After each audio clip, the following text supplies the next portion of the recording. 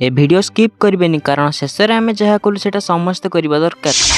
आज आम 3 जण बाहरी आम गाँव से पहाड़ को जीवाई जो श्री राम मंदिर आ सीताकुंड अच्छी। पहाड़ चढ़ाई एमती पथुरिया आ कंटा भरा रास्ता दे जावाक पड़ूला। चढ़ा एत कष्ट थिला जे आम बाटर अनेक थर बसी बसी आराम कर आगू बढ़ुलु। शेष में बहुत कष्ट पर आम आसी पहुंची जाइलु सीताकुंड पाखरे। ए सीताकुंडर गभीर प्राय गछर ए पर्यंत हब, किंतु सेठारु बाहरी आम देखिलु किछि लोक बुलिबाकु आसी पूरा जगह को अलिया करी छाड़ी चली जाइछंती। टूरिस्ट प्लेस हैला पर जदि लोक माने एमिति हसन करिवे ताहले सुंदर जगार सौंदर्य नष्ट होई जिवो। सेठु आमे आउ टिके ऊपरकू गला परे श्री राम का मंदिर देखिलु। मंदिर भितरे हनुमान को मूर्ति सह बहुत गुडा बादुड़ी मध्य थिले। मंदिरर बाम पार्श्वरे आपण देखि परिबे ए 3टा गुंफा। आ मंदिर पाखरु तळर दृश्य किछि एभଳି देखा जाउथिला जे कोन ही कहिबी। किंतु दुखर कथा हला एठी मध्य लोक माने से अलिया पकेकी जाइछंती। जेतिबा आमे भाबिलु जेते पारिबु से जगाटा को सफा करिवु। सेठी अल्प किछि सफा सुफी कला परे आमे बारी पड़थिलु तळुको जीवा पई। आ ऊपरकू चढ़िबा जेते कष्ट नुह तळुको आसीबा ताठू अधिक कष्ट। आ तळुको आसिला बेले आमे देखिलु किछि एमिति अद्भुत पत्थर। जो माने जानिछंती एटा कोन ताले कमेंट रे निश्चय कहिबे। आ हां